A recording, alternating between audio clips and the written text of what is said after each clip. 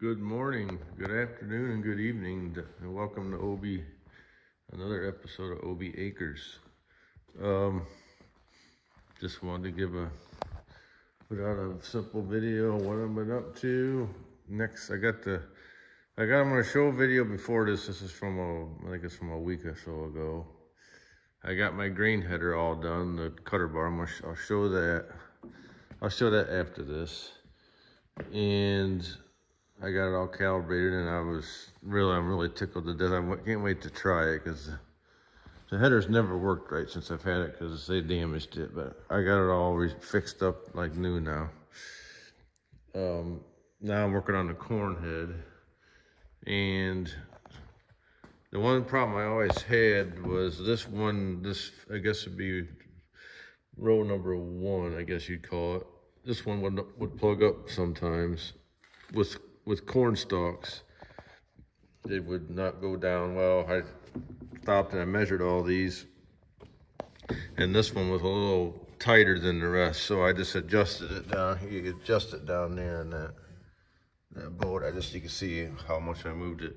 So now they're all equal. I'm probably gonna open them. I opened them up a hair more than they are, because I see how it ain't really centered. So I'll do that, but it's closed as far as it'll go right now. And it seems like this one should probably be replaced, but I'm not gonna do that. And then I bought online. There's supposed to be a tool with this header, these 99Cs, or I guess the 4000 series case headers are the same as these. But this has got the choppers on it. You can disengage the choppers just by pulling this lever. You pull this lever, and you put it down in another hole down there, and that disengages the chopping mechanism. But I use it. Doesn't seem like it uses much more horsepower. I don't know. I never noticed any problem. But I bought this. It's supposed to have the tool with it, and I didn't get it that you can change these sprockets, because this spring-loaded. These are different design. I don't really care for it, but they have this special tool that clamps on it, and I'll show it. I think I should be getting it today or tomorrow. That you can release these to replace these sprockets. I had to replace some last fall, and I got one more. I'm gonna go get a couple more, because I think some of these are probably gonna go bad. So we'll just have that tool. They're easy to change. It releases the tension. And then the other thing I did was I bought 2 stalk stoppers. I didn't buy all 8 because I just worry about the tires. I installed them the other day. They're real easy to install. I'm not gonna show. If you can't figure out how to install them, then you shouldn't be doing any mechanic work whatsoever. But I installed 2 of them. Now I'm replacing. Well, none of these flaps were on it when I got it. I put these on last year, and I had much more made. This is elevator belting I used from the elevator, and I got this side all done. I'm gonna finish that side down there next. You gotta take these bolts off, and they were damaged, but take them off, and it's pretty easy to do unless you find some that strip out. But I haven't been having any trouble.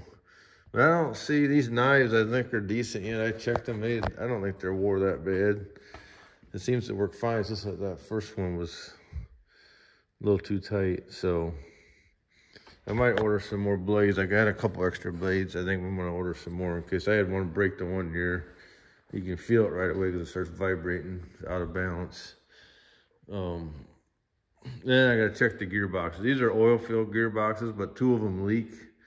So I just been filling them with grease.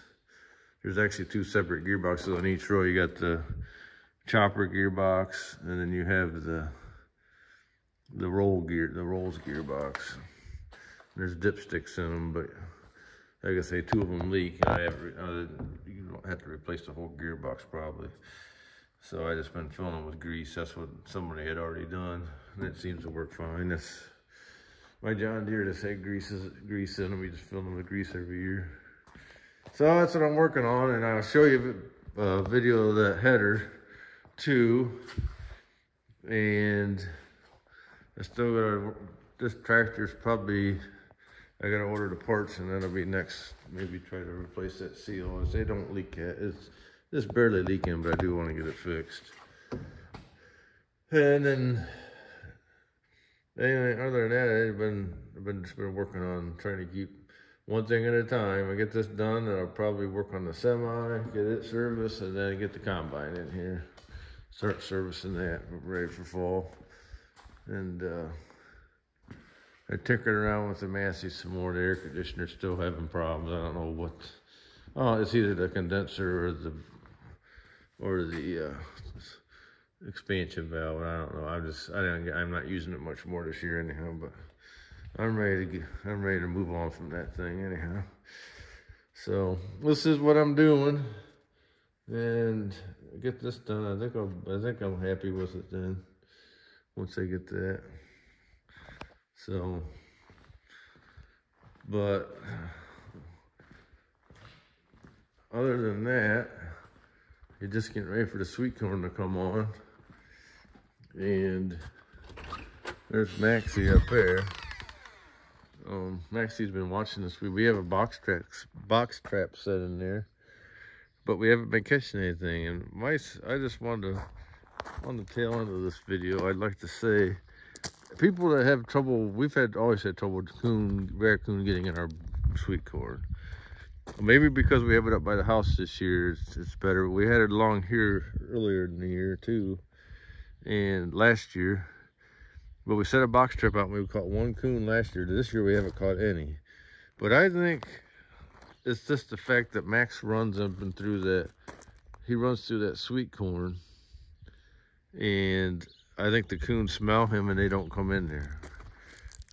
Just his presence, I'm pretty sure that's what it is. Because any other year we would have had coon damage, but this one they had that on the tail end. So, hope you enjoy the video, and please like and subscribe, and I'll catch you next time. Hello, good afternoon, good morning, good evening, whatever it is where you're at. Welcome to Obringer Farms, or OB Acres, however you want to say it.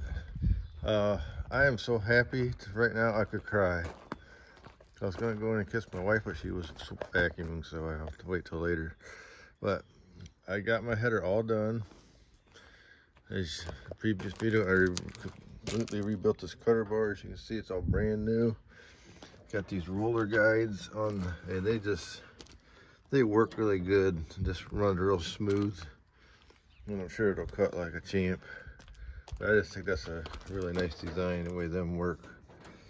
Keeps it lined up, and it's not, you don't have the friction because there are roller bearings in there. This makes a lot of sense.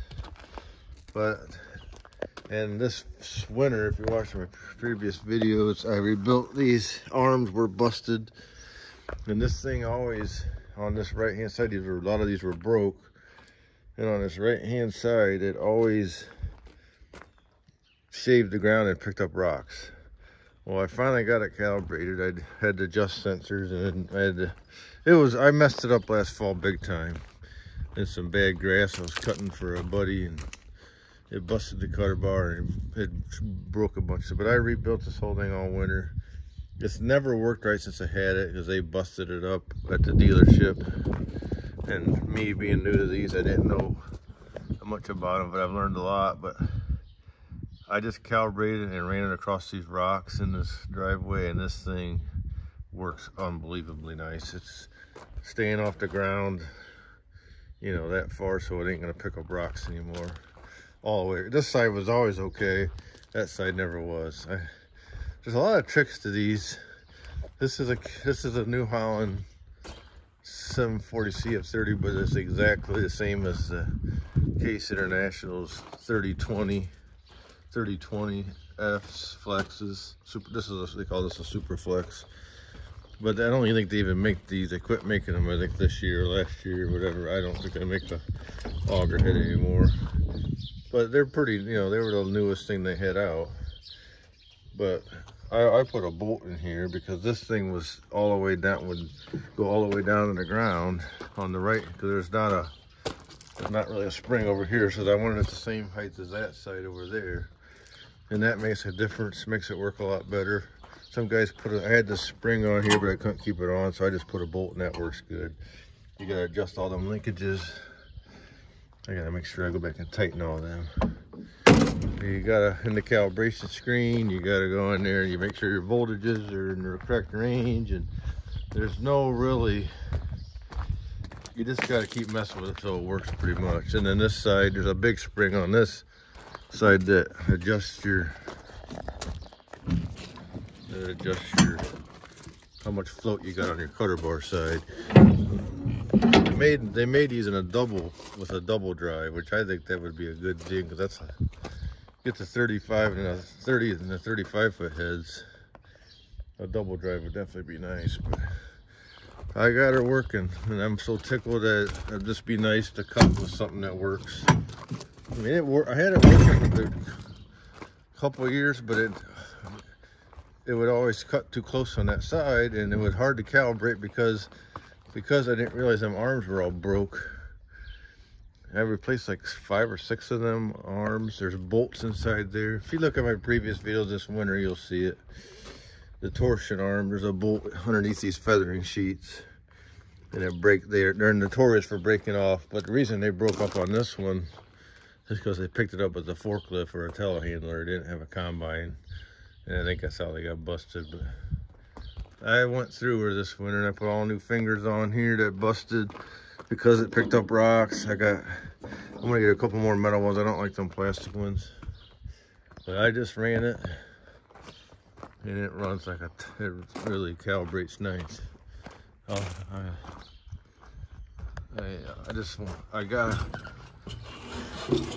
wanted to get that done, because if you don't get harvest, I'll be here for quicker than you think, and I never have time to. I always think I'm gonna have this time to do this stuff, and then all of a sudden harvest is here. So I wanted to do it now.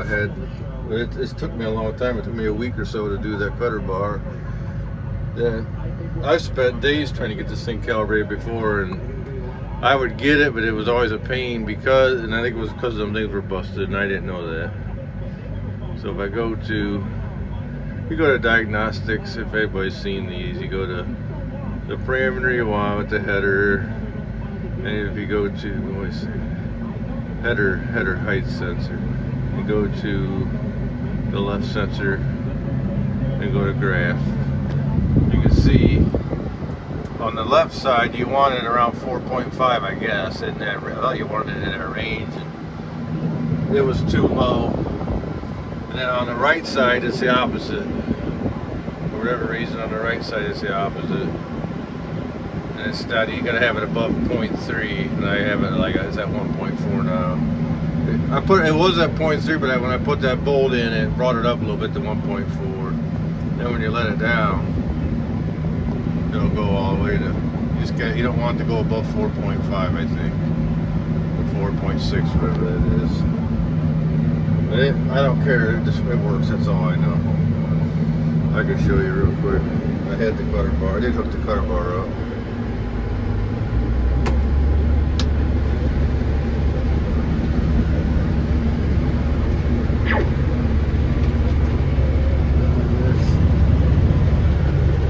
And I can go to number 2, it brings it up. This seems to be working really good. We'll try to fire across some rocks. I think it's gonna work. I think I got it. Anyhow, I'm excited because this thing, if you wait till harvest and try to get it working, you're always busy. And I'm just glad that cutter bar is going to be nice too, because I never liked that case cutter bar too much. Case around. We'll see how that thing. I want to take it off and run it by hand some more, see how smooth it is. But when I got it off, once I got it off my header card, it ran easier. But yeah, it's CF 740 CF30 Superflex head, and so if you look at my previous videos, I can show you when I put them bolts in. So just thanks and subscribe, and happy farming.